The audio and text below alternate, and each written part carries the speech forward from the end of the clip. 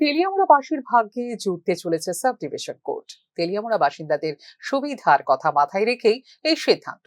বৃহস্পতিবার ত্রিপুরা হাইকোর্টের বিচারপতি বিশ্বজিৎ পালিতের নেতৃত্বে এক বিশেষ টিম তেলিয়ামুড়ার নির্মীয়মান কোর্টের বিভিন্ন বিষয় খতিয়ে দেখেন। ত্রিপুরা হাইকোর্টের বিচারপতি বিশ্বজিৎ পালিত বিষয়টি সরেজমিনে পরিদর্শন করার পর জানান গোটা বিষয়টি মুখ্য সচিবের কাছে পেশ করবেন। এরপর দিনক্ষণ ঠিক হবে কবে জুটতে চলেছে তেলিয়ামুড়া বাসিন্দাদের ভাগ্যে এই নতুন বালক।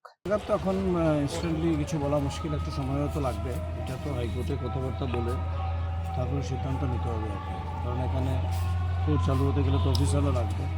তো এটা হাইকোর্টে আমি জানাবো, চিফ জাস্টিস সাহেবের সাথে কথা বলতে হবে, ওনার ডিসিশন অনুযায়ী পরবর্তী সময় ইয়ে হবে। তো যেহেতু মোটামুটি অলমোস্ট কাজ কমপ্লিট হয়ে গেছে, কিছু কাজ বাকি, তো আমার মনে হয় না খুব একটা বেশি সময় লাগবে।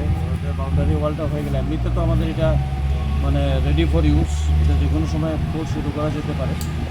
এখন আমরা কথাবার্তা বলবো, তারপরে আমার মনে হয় খুব একটা দেরি হবে না। এক্স্যাক্টলি ডেট ওয়াটা তো এই মোমেন্টে একটু দিতে পারে। মানে এই